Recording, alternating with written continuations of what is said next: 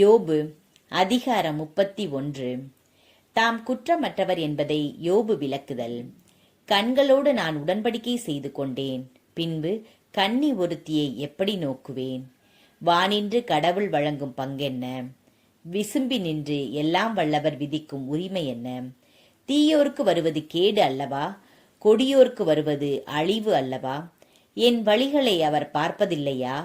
என் காலடிகளை அவர் கணக்கிடுவதில்லையா? பொய்மையை நோக்கி நான் போயிருந்தால், வஞ்சகத்தை நோக்கி என் காலடி விரைந்திருந்தால், சீர்தூக்கும் கோலில் அவர் என்னை நிறுக்கட்டும். இவ்வாறு கடவுள் என் நேர்மையை அறியட்டும். நெறி தவறி என் காலடி போயிருந்தால், கண்ணில் பட்டதையெல்லாம் என் உள்ளம் நாடியிருந்தால், என் கைகளில் கரையேதும் படிந்திருந்தால், நான் விதைக்க இன்னொருவர் அதனை உண்ணட்டும். எனக்கென வளர்பவை வேரோடு பிடுங்கப்படட்டும். பெண்ணில் என் மனம் மயங்கியிருந்தால், பிறரின் கதவருகில் காத்து கிடந்திருந்தால், என் மனைவி மற்றொருவனுக்கு மாவரைக்கட்டும், மற்றவர்கள் அவளோடு படுக்கட்டும். ஏனெனில் அது தீச்செயல், நடுவரின் தண்டனைக்குரிய பாதகம். ஏனெனில் படுகுழிவரை சுட்டெரிக்கும் நெருப்பு அது, வருவாய் அனைத்தையும் அடியோடு அழிக்கும் தீ அது. என் வேலைக்காரனோ வேலைக்காரியோ எனக்கெதிராய் வழக்கு கொணரும்போது நான் அதை தட்டி கழித்திருந்தால், இறைவன் எனக்கெதிராய் எழும்போது நான் என்ன செய்வேன்? அவர் என்னிடம் கணக்கு கேட்டால் நான் என்ன பதிலளிப்பேன்? கருப்பையில் என்னை உருவாக்கியவர் தாமே அவனையும் உருவாக்கினார். கருப்பையில் எங்களுக்கு வடிவளித்தவர் அவர் ஒருவரே அல்லவோ? ஏழையர் விரும்பியதை ஈய இணங்காது இருந்தேனா? கைம்பெண்டீரின் கண்கள் பூத்து போகச் செய்தேனா? என் உணவை நானே தனித்து உண்டேனா? தாய் தந்தையற்றோரை அதில் உண்ணாமல் போயினரோ? ஏனெனில் குழந்தை பருவம் முதல் அவர் என்னை தந்தை போல் வளர்த்தார். என் தாய் வயிற்றிலிருந்து என்னை வழிநடத்தினார். ஆடையில்லாமல் எவராவது அழிவதையோ, போர்வையின்றி ஏழை எவராவது இருந்ததையோ பார்த்து கொண்டு இருந்தேனா? என் ஆட்டு முடி கம்பளியினால் குளிர் போக்கப்பட்டு அவர்களின் உடல் என்னை பாராட்டவில்லையா? எனக்கு மன்றத்தில் செல்வாக்கு உண்டு என கண்டு தாய் தந்தையற்றோருக்கு எதிராக கை ஓங்கினேனா? அப்படி இருந்திருந்தால் என் தோள் மூட்டு தோளிலிருந்து நெகிழ்வதாக, முழங்கை மூட்டு முறிந்து கழல்வதாக. ஏனெனில் இறைவன் அனுப்பும் இடர் எனக்கு பேரச்சம்.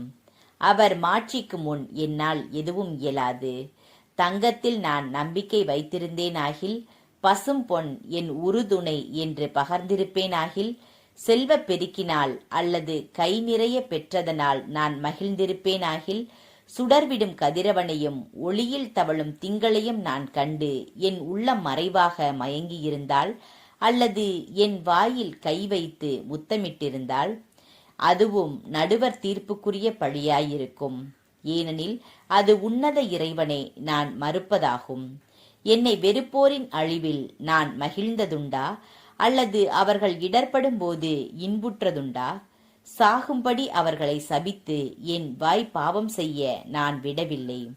இறைச்சி உண்டு நிறைவு அடையாதவர் யாரேனும் உண்டோ என்று என் வீட்டார் வினவாமல் இருந்ததுண்டா?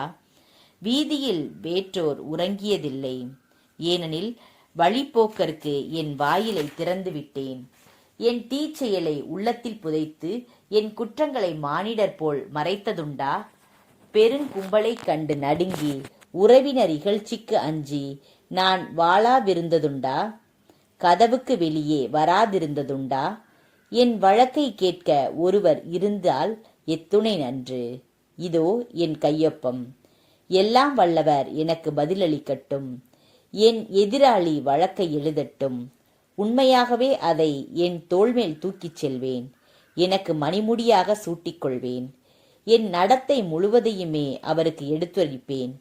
இளவரசனைப் போல் அவரை அணுகிச் செல்வேன். எனது நிலம் எனக்கெதிராய் கதறினால், அதன் படைச்சால்கள் ஒவ்வொன்றாக அழுதால், விலை கொடாமல் அதன் விளைச்சலை உண்டிருந்தால், அதன் உரிமையாளரின் உயிரை போக்கியிருந்தால், கோதுமைக்கு பதில் முட்களும் வார்கோதுமைக்கு பதில்களையும் வளரட்டும். யோபின் மொழிகள் முடிவுற்றன.